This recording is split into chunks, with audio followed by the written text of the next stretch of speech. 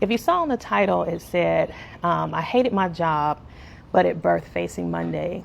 So I realized I never really had an opportunity to talk about how Facing Monday came about. And some of you may not know what that is, but Facing Monday is a brand that's all about thriving at work regardless of the circumstances. So I know you've heard over the times, even on social media, people are saying, if you don't have a seat at the table, make your own table, start your own business, and things like that. And I've always had an issue with that, although I've been an entrepreneur for many years and I've had a 9-to-5, but I always had an issue with that because not everyone is called to entrepreneurship, and there's nothing wrong with entrepreneurship, but there's also nothing wrong with having a 9-to-5. So it says slow connection, but we're going to keep on going. Hey, Sharon. But so once upon a time, I had a job, and it was during a time where I really needed it. I really needed it. And I was doing entrepreneurship for a few years, but it just wasn't steady. The income wasn't steady. So I got that job at a time where I really needed it. It was a desperate time. And things were going well. It was in a position that I had experience in, but I couldn't say that I liked it. So things were going well for a while, but I noticed a few things here and there, but I never really paid attention to it because I knew that I needed that job. I needed the income, so I would just brush it off. I didn't really do anything to keep myself lifted or pray as much as I should have about my job. And I realized that I was focusing a lot on my prayer time with other things, but my job was left out. So there came a time where there was an opening for a new position, and I felt like it was tailor-made for me. I didn't quite have the experience, but I knew that it was something that I really wanted to get into.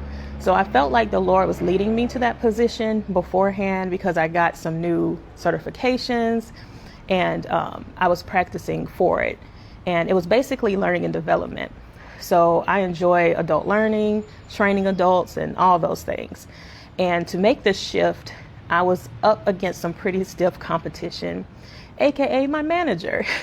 And the only reason I knew that is because she would tell me that she was applying for this position. And I did not tell her I was applying because, one, I felt like I wouldn't get it. I felt like I wasn't as good as she was. And I just didn't really want to have another disadvantage, in my court for that.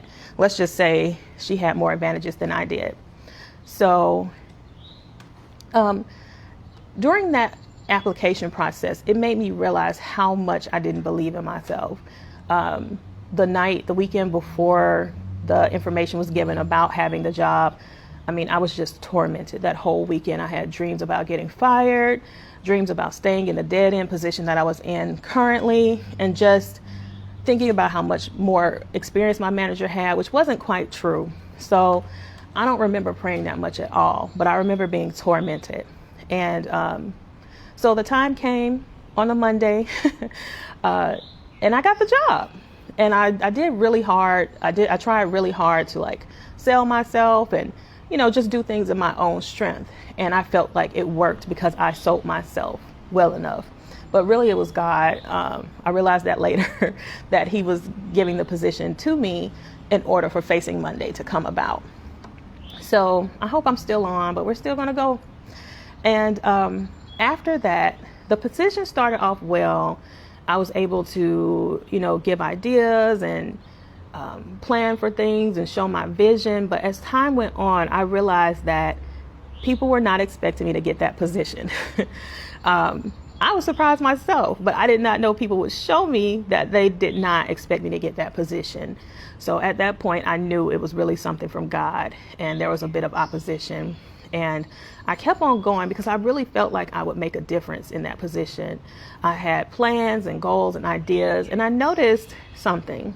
So when I would bring up those ideas, my manager would just look at me with this look like, okay. So I didn't know that they had different expectations for me, but they weren't quite sure what those expectations were. They just wanted me to figure it out.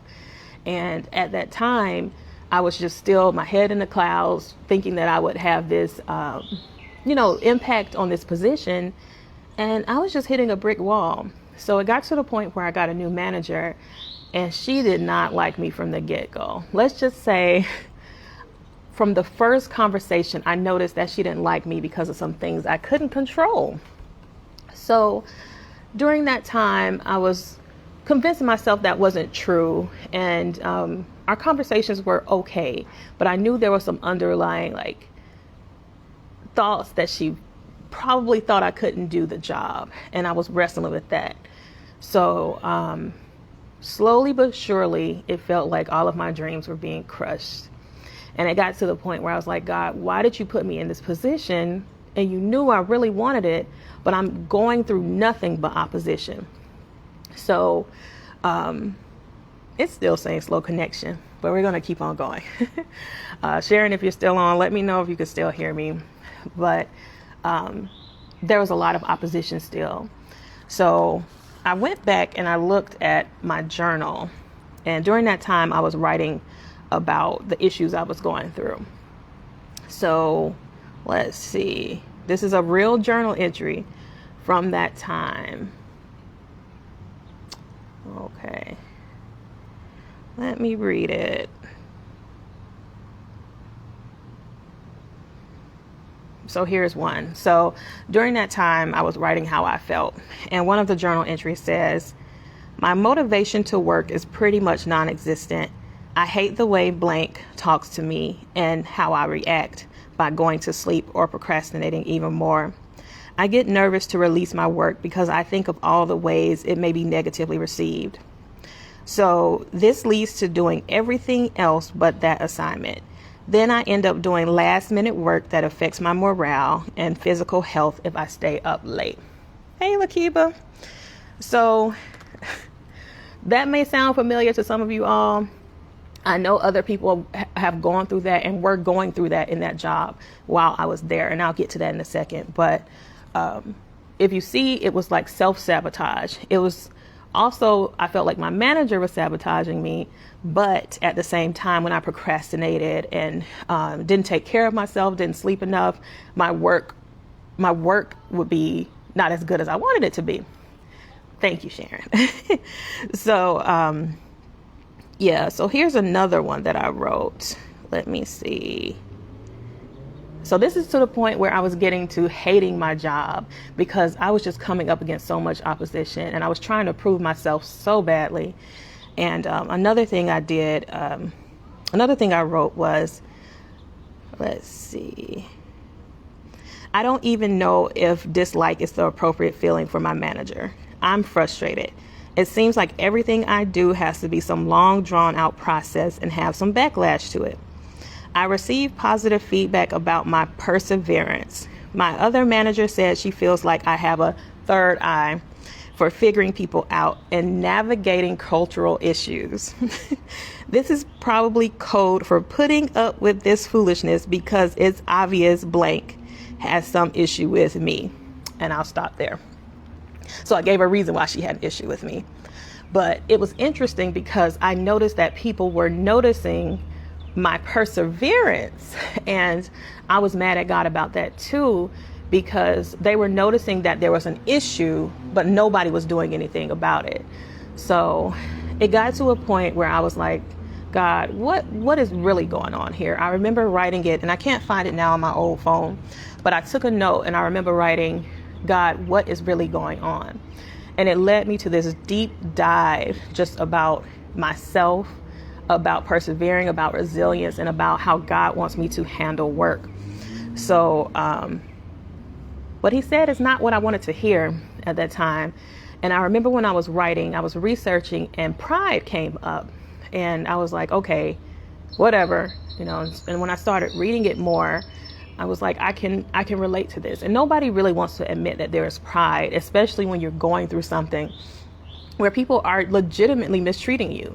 So I don't doubt that she was legitimately mistreating me, but the issue was how I was handling it. So in those notes, it was just mentioning how pride I show pride at work when I don't do what my manager asked me to do, or I have like some rebuttal.